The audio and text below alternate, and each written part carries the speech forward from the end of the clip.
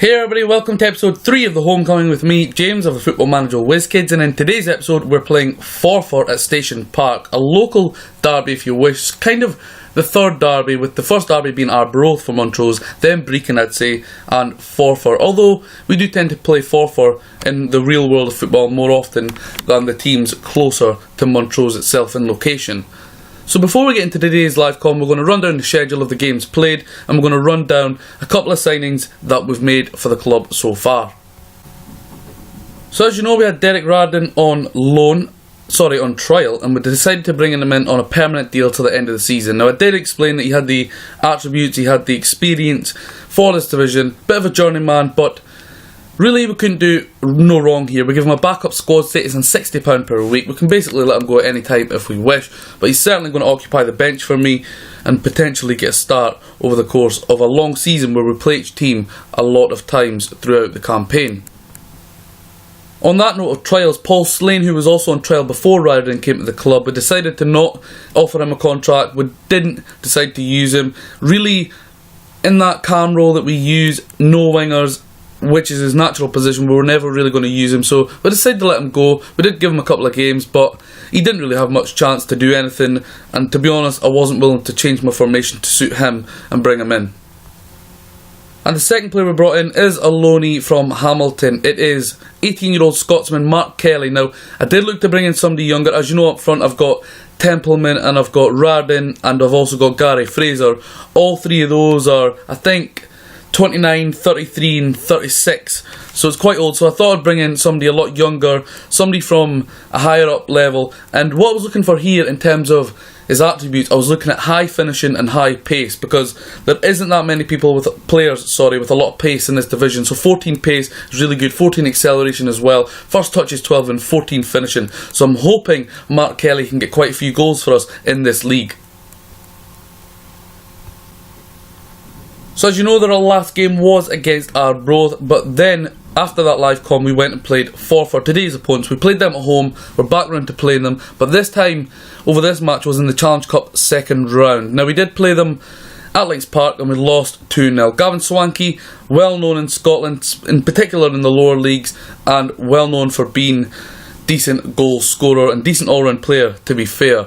He put Forfar 1-0 up after 5 minutes, and after 33 minutes he did put them 2-0 up, and to be honest, that was the game gone and out of sight as far as I'm concerned. We were never really going to come back against that. Good player at this level. I kind of feel harshly done by, but those two goals, it really did make it difficult, and we lost 2-0, and that see us bow out at the second round of the Challenge Cup. Next up, we had an away match and we lost 2-0 against Stirling, and the stats don't lie in this one, guys. 5 shots, 1 on target, 12 shots and 5 on target for Stirling, in a game where they certainly controlled the best part of it. Now, as you can see, Andy Little scored for Stirling. Now, that is a coup of a signing for Stirling. Now, if I'd seen he was free or even interested, I'd have tried to get him at Montrose. He's a good age, formerly of Rangers. He scored quite a few goals. I think it's about 33 and 65 he scored for Rangers. Went on to join Preston, I believe it was, formerly of Blackpool and Accrington, I think.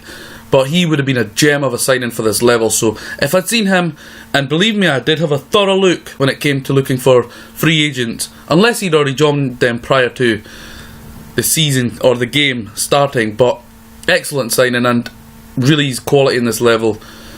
Andrew Black also scored in a game. As I say, guys, the stats don't lie. We didn't deserve anything from this, and we did not get anything from this. So next up, it's a home game against Links Park, and goal shy is what we are, and finally we managed to get a goal through Gary Fraser, who we've been expecting quite a bit from, to be fair.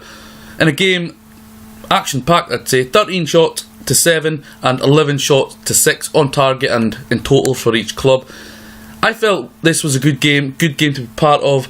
They have a few decent players in their team. Darren Ramsey, I believe formerly of Rangers, in the centre midfield, one of the better players. But it was a game I felt was there for the taking for either team. Nobody could take it in a 1-1 draw. A bit frustrating, but off the back of 3 losses in a row, I'm pleased to stop that rot. Finally, a victory. 2-0 victory over Cowdenbeath. Now, Cowdenbeath bowed Dale Carrick in their team, who's on loan from Livingston. Now, he's got 13 goals in 13 games in all competitions. I did have a look at him, and I actually inquired about him before realising he was on loan from Livingston, and I was quoted by Livingston 200,000, but obviously way out of my ballpark. But nevertheless, a 2-0 victory. A game that Cowdenbeath can feel a little bit hard done by. A lot of shots from us, but only 3 on target out of 14. A lot of possession though, 65% possession. Goals from Gary Fraser and that man Mark Kelly, who this was his actually debut. He got an 8.3 averages in this game, got man of the match in this game, an assist and a goal. A fantastic debut for Mark Kelly. This was his debut. Very pleased to get him in, and hopefully he can score a few goals for us. So a 2-0 victory over a Cowdenbeath side that can be, as I say, hardly done by, but they didn't have a lot of possession. We had a lot of long shots. I don't know, it was a weird game. It was a weird game, but I'm pleased to come out with, most importantly, 3 points. Of course the win, goals scored by both strikers, and a clean sheet. Perfect day at Links Park. So the capital we visit, and I'm pulling my hair out at this one, guys. I know the stats don't really look anything special, but this was a game I felt we played quite well in. Defensively we were pretty good. Matty Allen picking up player of the match, and Callum McDonald, our other central defender, getting the goal. And honestly, around the 80th minute I went contain, slow down, waste time. I know it sounds cheeky, but I've done everything I could to get that precious away win, keep the clean sheet, but right at the last moment, Johnny Dunn scored for Edinburgh. Now, a great tackle from Callum McDonald right in the box. I thought he was going to give away a penalty. It was a great tackle. It pushed the ball out wide, and the winger just swung in. It went to the back stick, missed everyone, and Johnny Dunn was there at the back post to put it in the net. Gutted about this result at Meadowbank Stadium, but it's a point on the road. Frustrating, but a point on the road nevertheless. So the final match report recap before we get into today's game against Forfar is at home to Berwick Rangers. Now Berwick Rangers top the league still are currently. Greg Rutherford put them ahead after 5 minutes, but instantly almost Gary Fraser scores another goal for us. So we played quite well in this game. Gary Fraser got man of the match. It was a game there I was expecting to lose, to be honest. Berwick are top of the league. It was going to be tough. They've got a few decent players. Rutherford, not bad. Ewan Spark is a decent player.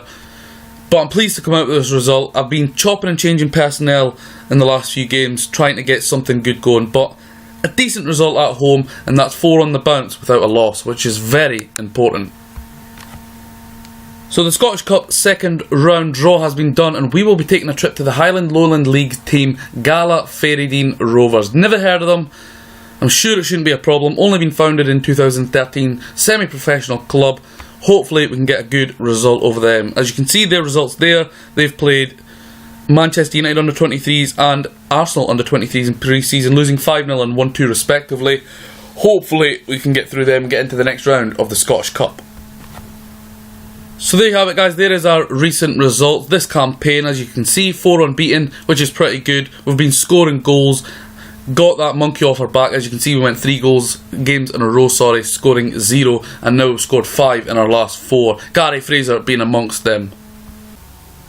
So tactically, we're still sticking with that 4-3-1-2 formation, but here's how we're going to line up today and how we've been lining up the last couple of games. It's Miller in goal, Steves at left back, McDonald, Allen in the middle, Pascazio at right back. We've taken out Ferguson, who has been playing right back. Masson, he was playing right back initially at the start of the season. He moves into centre mid. He's the captain, of course. Watson, Callanan, Charlesworth, the young regenerated player. Of course, I did have regens ticked on at the start of the save, so I could fill out the under-20s team. Kelly up top with Gary Fraser. So we have changed it a little bit, and that may be down to the 4 unbeaten. We've decided to play a counter system. We're not going to have a lot of the ball. We're not going to be favourites in these games, so really I want to sort of defend with our hearts, defend like lions, and look to really counter-attack teams who are pressing forward against us. Really get stuck in, tight mark, make the play feel compact, and maybe look to, I don't know, just catch teams on the break. That's why we're playing a little slightly deeper, so we can't be caught on the break. We'll look to exploit the middle still, but guys, this is chopping and changing. It's lower league football. You're going to have to work around things and see how you can do it and adjust really, and I don't know, play as you go, change things as you go, and look to find a system that works. So here is how currently the league table stands now. We are in decent form of late, as you've seen. Now 7 games played, 2 wins, 3 draws, 2 losses, 7 goals scored, 7 goals conceded and 9 points on the board. After 7 games we're only 5 points off league leaders Berwick. Of course we play Forfar today, who are currently sitting second, and we have also beaten Clyde, as you've seen already, who sit third. Now first place automatically goes up. The next 3, they're in the promotion playoff spot. I believe the system still works. I think it involves the team that finishes second bottom in the league above, or certainly used to. Anyhow, the prediction or the board expectation I've set for the team, it's a little bit higher than you expect. I mean, around 6th, 7th is where I'd say Montrose would usually be looking to try and sit or try and fight and try and get into that spot. But I want to try and surpass expectation. I've put a bit of pressure on myself, a bit of pressure on the team, and hopefully we can do that and make the playoff spot what we're aiming for. So here we are in the lineups, guys. I've run you through it. There has been one change. Ballantyne comes in for Watson. Watson a little bit match fitness sharp lacking, should we say. On the bench today is Moore, Ross, the 2 young regenerated youngsters. They're pretty good, or certainly look at Watson, Hay, Smith, Ryden and Templeman. We'll line up today against a 4-3-3 now. It's that fact, I'll say 4 key players they've got. One is O'Brien, who's actually on the bench. He's a really good central defender. They've got Milne. For me, I think he's the best in this division, and I would go as far as saying he could play in maybe not the top tier in Scotland on this game, but certainly the second tier on this game. Up top we've got Cox and Swanky, of course, the man to watch out for. I reckon this is going to be a tough game, and for me, if I'm tipping anyone to win this division, it's Forfar, so we've got a tough ask today. So the boys have been briefed, they've been told to get out there and impress us. 4 unbeaten, Gary Fraser scoring goals. Who knows what can happen? Anything can happen at this level of football. So hopefully we can get a good result today, because we're a bit confident. Obviously 3 defeats in a row, 3 games without goals. And Charlesworth, yes! Blair Charlesworth, the youngster, the regenerated player who's recently taken the place of Hay in that calm role as a shadow striker, gets his first goal for the club. I'm sure he's just a 16-year-old youngster. I'm actually going to showcase him at some point. He's not excellent in terms of attributes, but he's someone that seems to get good ratings when he plays. And I think in the next episode, because we'll obviously wrap this up after this game, I think in the next episode I will definitely show you who Blair Charlesworth is. Excellent stuff from the young man. Mark Kelly with the assist there. 1-0 up after a minute gone at Station Park. Very, very good start for the boys. Terry Masson picks up a yellow card there. I'm sure also Charlesworth's pass completion is pretty good as well. Certainly in the last few games I've been keeping an eye on it, which is a good sign. Cox puts it wide, should have done better there. Miller had it covered at his near post. 20 minutes gone here. Wilson. Intercepted by Steves, and it's a penalty. It's a penalty. Travis, he's brought down Kelly, and Gary Fraser. Can he score again? This could be massive. He missed his last penalty, and Gary Fraser does it. Puts it into the top right hand side of the goal net. 5th goal of the season for that man, Gary Fraser. And Mark Kelly is looking a shrewd bit of business on loan from Hamilton. 2-0 up at Station Park against my predicted winners. They knocked us out the cup. They beat us 2-0 at Links Park, and this is an excellent, excellent start from our boys. Oh no, and Steves within minutes of us going 2-0 up. He's not been playing that well. I considered dropping him recently, but his attributes and stats are too good for this league to drop him. And a chance for Gavin Swanky. Oh, Jordan Miller gets near it. And Gavin Swanky with his 11th goal of the season. I did say, guys, he's one of the best in this division. Oh my days, I'm within seconds. I just told you that man, Lewis Milne, I told you he was good enough to play in 2 divisions higher. He just buried a free kick into the top right hand corner after Gavin Swanky equalised through a penalty. And those are the 2 danger men in this league, let alone this team. And that is shocking. It's Kelly, yes! And within a matter of 2 minutes, I went from screaming from being 2-0 up to 2-1 to 2-2, disappointing. And Mark Kelly has put us 3-2 up after 37 minutes. And I'm getting a little bit excited here. What a game this is. The last live com was a little bit boring, a little bit tough to take. But this has been a stomper of a match so far. Swanky, and there you go. There you go. We're going to have to do something about this. As soon as it gets to half-time, we're going to do something about this. Gavin Swankie, he scored twice against us last game. He's done it again. 3-3 at Station Park. What a game. I have to say I'm a little bit disappointed having taken the lead 2-0, then 3-2. But it's half-time, guys. I'm going to do something to man-mark this Gavin Swankie, because he is burying us right now.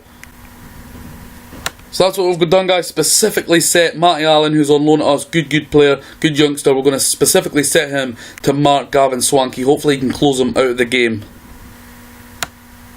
No changes in personnel, guys. I think we're doing okay defensively, of course, 3 goals, but you're going to concede goals at this level no matter what you do. But going forward, I think we're doing quite well, so we'll hold it. We'll not try and change too much yet. And Cox, and that was an early chance there in the second half. What a game this is. Goals each from my 3 front attacking men, Charlesworth, Fraser and Kelly.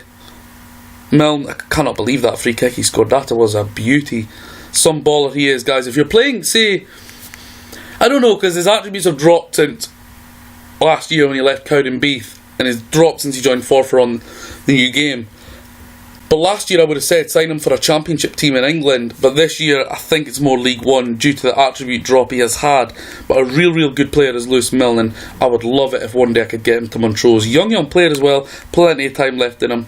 Hopefully he can make his way around to the other part of Angus and join us, but who knows. Cox. They're very adventurous playing that flat 3 up top as well, with Cox and Swankie being in there. Milne. What a save. Good chance there, good header. Miller saves it. Right, it's time to make a substitution.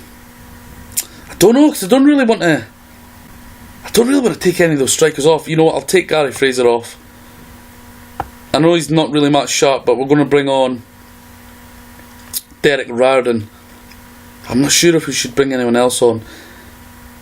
Yeah, okay, we'll bring on Kerr Hay for Charlesworth. Give the young man a little rest. Half an hour to go here at Station Park. A double substitution.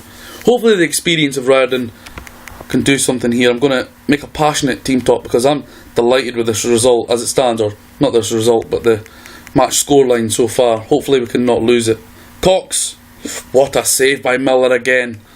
Dangerous player is that David Cox. I'm sure there's a David Cox that used to actually play for Montrose. Possibly the same one. Like I've said before, guys, a lot of the players in the Angus teams, Montrose, Arbroath, Brechin, Forfar, they've all played for the Angus teams. Make their way around. Masson, Derek Riordan loses the ball so easy. Dell. Cox is through. He's not missing this time. Oh, he is. He's having a nightmare. He's getting loads of chances, David Cox. Either a good save by Jordan Miller or a bad miss usually, but he's really had enough chances.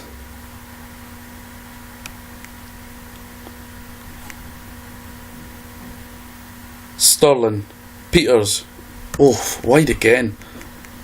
Tell you what, been all for this half.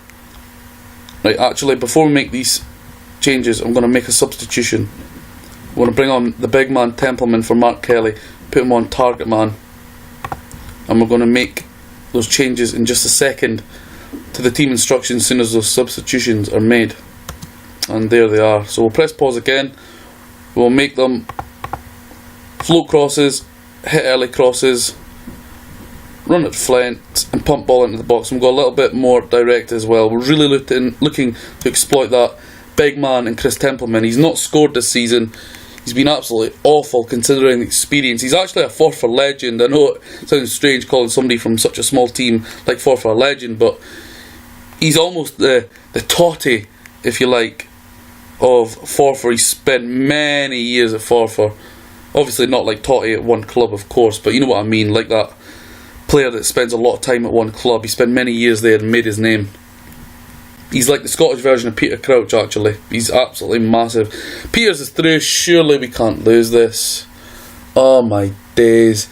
Forfar have missed so many chances. We're getting lucky now. I know we were ahead, but the amount of chances they've had in the second half, we should be buried here. They're really attacking. McDonald. I would take the draw now. I know I was 2-0 up, and I would not have taken the draw at that time, but I would take the draw now. Good save again by Miller. I'm just going to tell the guys to calm down. We're getting absolutely battered. I hope they don't get frustrated, get a bit rash. Our strikers or attackers have not been in the second half at all. 10 minutes ago here at Station Park. Good result as it stands.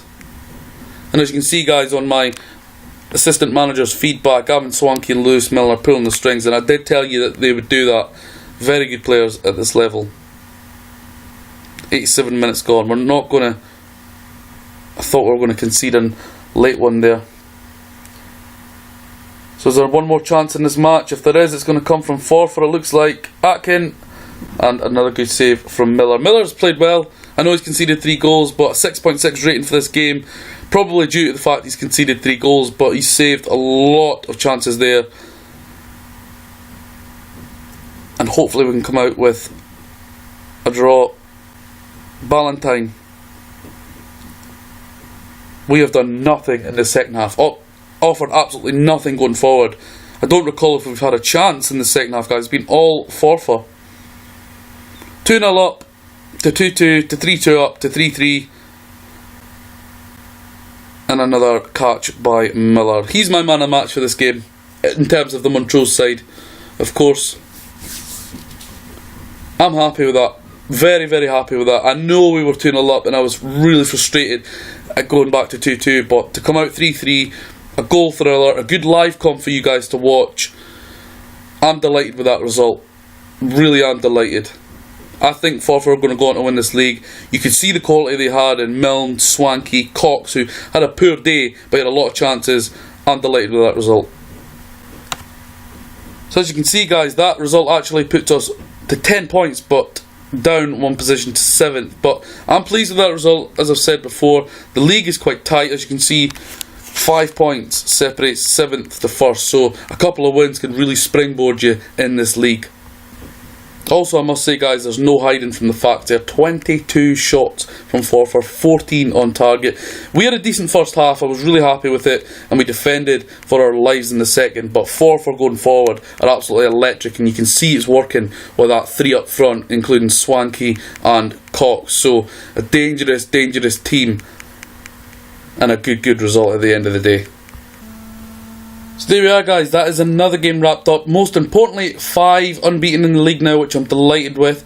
That was a decent crowd at Station Park there, 1,200 plus. So next up we play Elgin at home, then we play that Scottish Cup second round match. It would be nice if we get a little bit of cash and move into the next round against Galore Ferrydean Rovers. Then we play Annan, Edinburgh, Cowdenbeath, Forfar again, Elgin. But the next live comp I'm going to bring to you guys is against the current first place team. Of course, we beat them 2-1 away on the opening game of the season. We're going to go against Clyde, Barry Ferguson's team, on the 10th of December. Now that will give us a chance to wrap up any trialists we may bring in, any players we may let go, and it will give us a chance to focus on all those match reports from that 7 or 8 games in between that time. As ever, guys, thank you for watching. This is the Homecoming, episode 3 wrapped up. If you're enjoying it, hit like. If you're not subscribed, please do. Find me on the Football Manager WizKids Facebook page and at the FM WizKids on Twitter, and obviously on YouTube. I'm watching a lot of content, enjoying a lot of content. Hopefully you can get round to watching mine. If you don't, that's fine, that's fair. But if you do enjoy it, recommend it, give it a thumbs up, and all the rest of that. Thanks for watching, guys. I'll see you very soon, and that's another episode of the Homecoming with my local team Montrose wrapped up. Take care, bye, and I'll see you soon.